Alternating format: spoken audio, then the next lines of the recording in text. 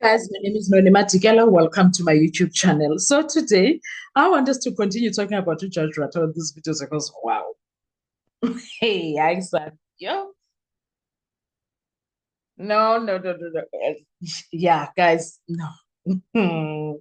So after I was shocked with the all the talk about Jesus Christ, he further shocked me, guys.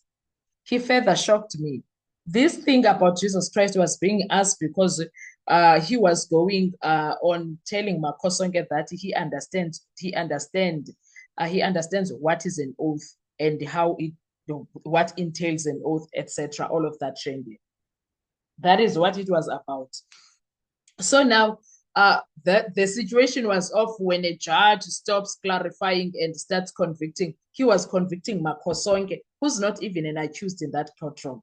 He was convicting him right there on the spot on real time. It was not misunderstanding.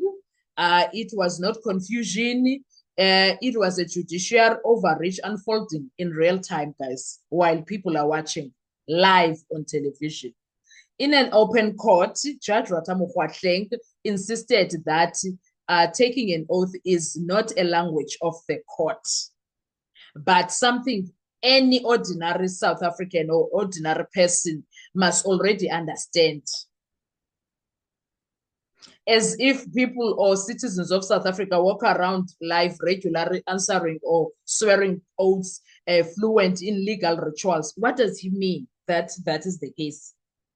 The witness, Makosonke Zungu, said something very devastating and simple in that situation. He was like, I honestly do not understand that. I do not understand what you mean. And in a normal court and normal people, that should have been the end of it, right? It should have been, we stretch it against Sanujadrat. From that part, he went on, what you understand very well. You do. You understand very well. And also at the end, he ended up asking that because the moment a witness says they do not understand, the law requires explanation, right? The law requires you to make the witness understand what do you mean by that. Which Judge Rota did not do that. Instead, he put Makosonke under pressure and he put him in a situation. He was telling him, I do not believe you. He interrogated Makosonke to the core, and that interrogation was dressed up as a clarification. That was not clarification questions at all. He was interrogating the guy. He was bloody interrogating Makosonke. But instead of explaining, the court shifted tactics, Kesan, as if that was not even worse. The judge asked whether Makosonke was married. When Makosonke said yes, the judge asserted that he must have taken an oath during marriage. Makosonke corrected him and said he was married traditionally. No oath, no legal ceremony, no sworn declaration, the way Judge Rota is putting it. He did a traditional ceremony. And that is where the courtroom crossed a line it cannot uncross.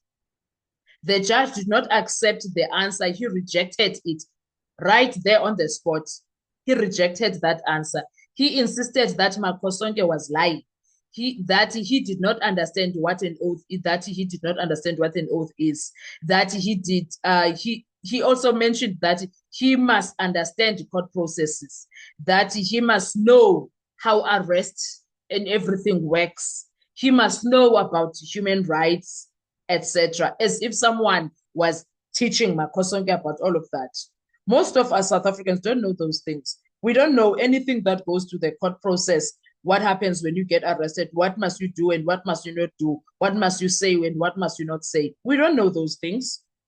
All of this without evidence, by the way. He's accusing Makosonke, interrogating Makosonke without evidence. All of this, despite repeated denials by Makosonke, Judge Rata went on and on and on and on, forcing Makosonke to accept something that he knows nothing about. It was no longer a clarification game. It was interrogation, dressed as clarification.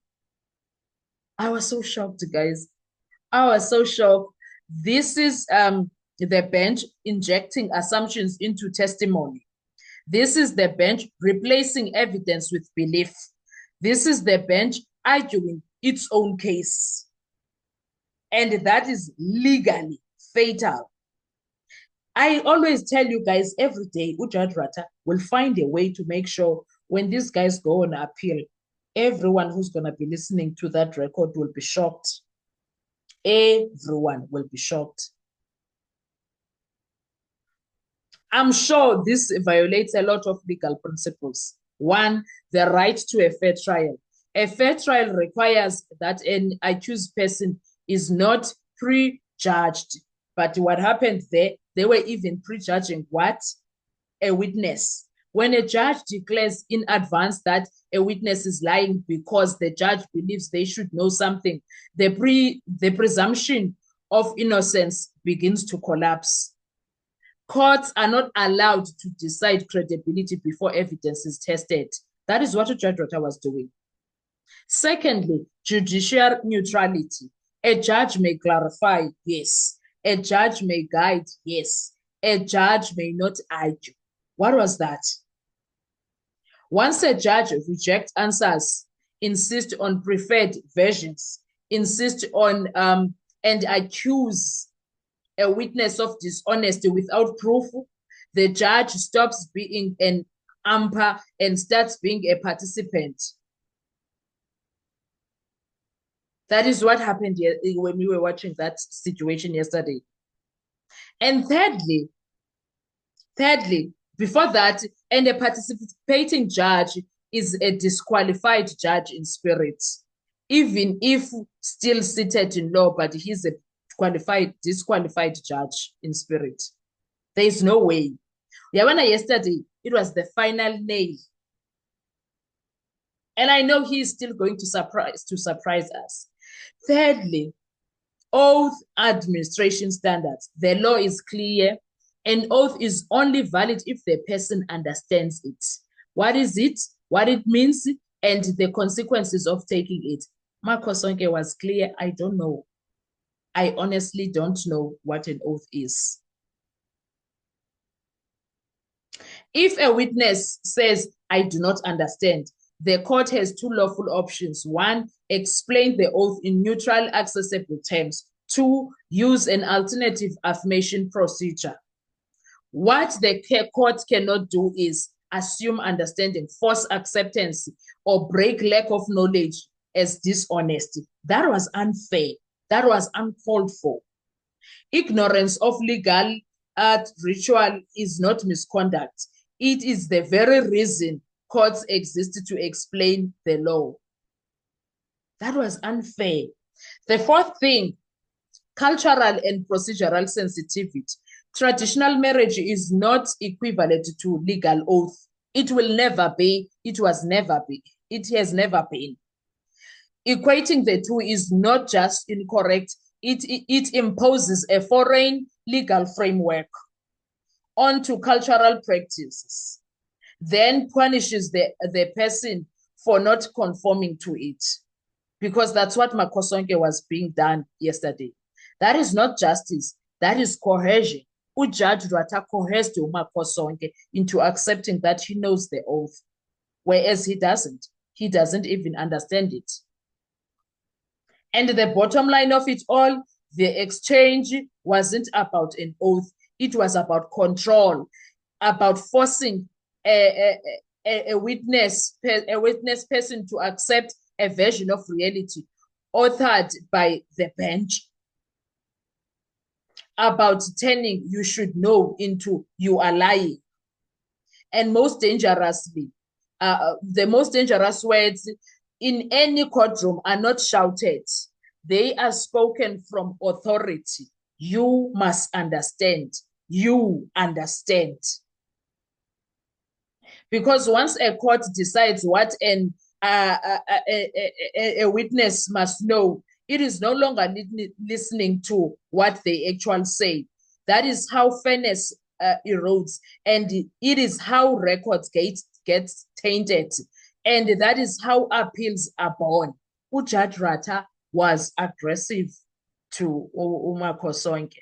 He was aggressive. I don't know if you understand the kind of aggressive that he was in. He was very aggressive. It was for everyone to see. If you were listening to him, you could not unsee what I saw. There was no way. I was so shocked. I was so shocked with Ujudge Ratha forcing Makhosonke like that. Anyway, guys, what did you see when you were listening to Umakhosonke and Ujudge Ratha? What were your thoughts? Let's talk in the comment section. I want to hear your views. Thank you so much. I really appreciate you, and I appreciate you watching the channel. Please make sure you do not forget to like, to share, to comment, and most importantly, please make sure you are subscribed on the channel. Please make sure you are watching the videos up until the end, and you are watching the ads that are coming through. When you are doing that, you will be supporting this channel financially and in numbers. Thank you so much. I really appreciate you. Enjoy your day. Okay?